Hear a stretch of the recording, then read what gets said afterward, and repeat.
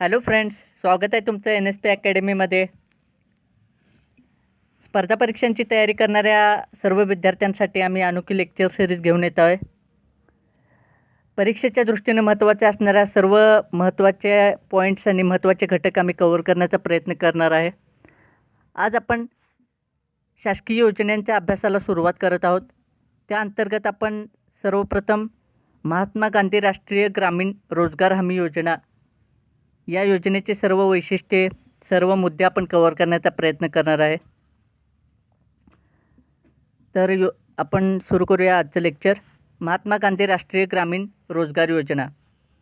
7 September 2005 रोजी संसदेनं एक अनोखा कायदा केला, NREGA national rural employment guarantee act. यानुसार 2 फेब्रुवारी 2006 रोजी national rural employment guarantee scheme म्हणजेच राष्ट्रीय ग्रामीण रोजगार हमी योजना सुरू करण्यात आली. नंतर 2 ऑक्टोबर 2009 रोजी नरेगाला महात्मा गांधींचं नाव देण्यात आलं. तेव्हापासून नरेगा मनरेगा म्हणून ओळखले जाऊ लागले, म्हणजेच महात्मा गांधी राष्ट्रीय ग्रामीण रोजगार हमी योजना. मनरेगाच्या आधी कोणकोणत्या रोजगार योजना अस्तित्वात होत्या त्याचा आपण ओझरती नजर टाकू. राष्ट्रीय ग्रामीण रोजगार योजना 2 ऑक्टोबर 1980 साली सुरू करण्यात आली होती. या योजनेअंतर्गत अकुशल मजुरांना मजुरी पुरवण्याचे ध्येय ठेवण्यात आले होते. नंतर ग्रामीण भूमिहीनांसाठी आश्वासित रोजगार योजना सुरू करण्यात आली 15 ऑगस्ट 1983 रोजी. या योजनेद्वारे भूमिहीन मजुरांना रोजगार देण्याचे तत्त्व बाळगण्यात आले. पुढे 1 एप्रिल 1989 रोजी या दोन योजनांचं एकत्रीकरण करण्यात आलं. राष्ट्रीय ग्रामीण रोजगार योजना व ग्रामीण भूमिहीनांसाठी आश्वासित रोजगार योजना यांच्या एकत्रीकरणातून जवाहर रोजगार योजना अस्तित्वात आली. त्यानंतर 1 एप्रिल 1999 साली जवाहर ग्राम समृद्धी योजना सुरू करण्यात आली. या योजनेअंतर्गत ग्रामीण भागात शाश्वत मालमत्ता उभारणे व गरिबांना रोजगाराच्या संधी उपलब्ध करणे असे ध्येय ठरवण्यात आले. पुढे आश्वासित मजुरी योजना सुरू करण्यात आली.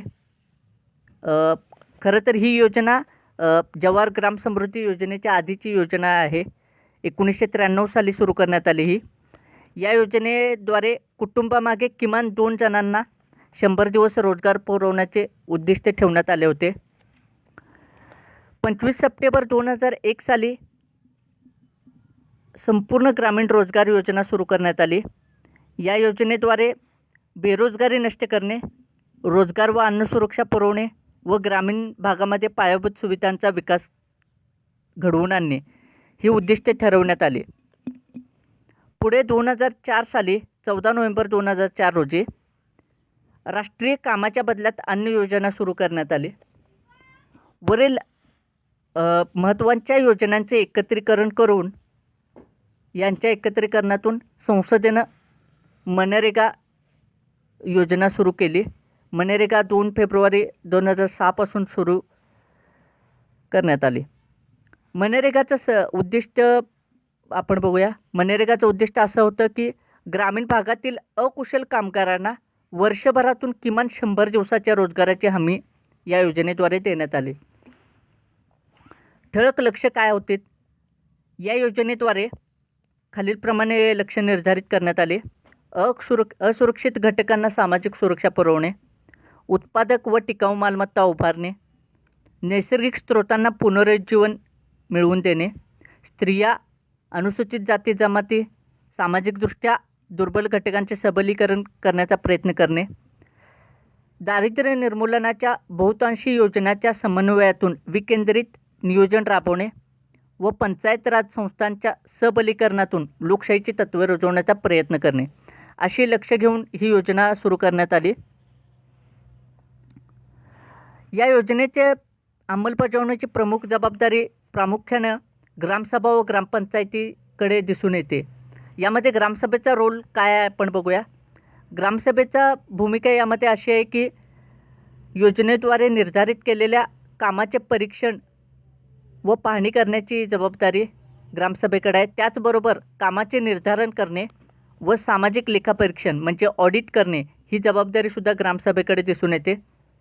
ग्रामपंचायतीचे काम या बाबीमध्ये असे दिसून येते की नोंदणी अर्ज स्वीकारणे, जॉब कार्ड देणे व नोंदणी करणाऱ्याला 15 दिवसाच्या आत रोजगार पुरवणे ही जबाबदारी ग्रामपंचायतीची दिसून येते. त्याचबरोबर महिन्यातून किमान 1 दिवस रोजगार दिवस साजरा करणे अशी जबाबदारी दिसून येते. मजुरी सर्वसाधारणपणे कशी असेल मनरेगामध्ये?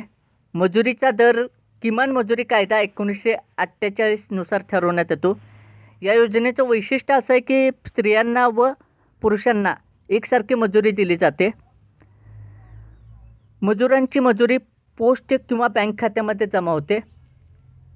शिवाय मजुरांना जनश्री विमा योजना व राष्ट्रीय स्वास्थ्य विमा योजना या योजनांचा लाभ या योजनेअंतर्गत मिळतो. अशी आपण मनरेगाचा अभ्यास केला. अशा आणखी व्हिडिओसाठी तुम्ही आमचं चॅनल लाईक, शेअर आणि सबस्क्राईब करा. लवकरच आम्ही विषयांच्या घटकानुसार लेक्चर सिरीज सुरू करतो आहे, त्यामुळं चॅनल सबस्क्राईब करा. व्हिडिओ आवडला असेल तर तुमच्या मित्रांसोबतसुद्धा शेअर करा. थँक्यू.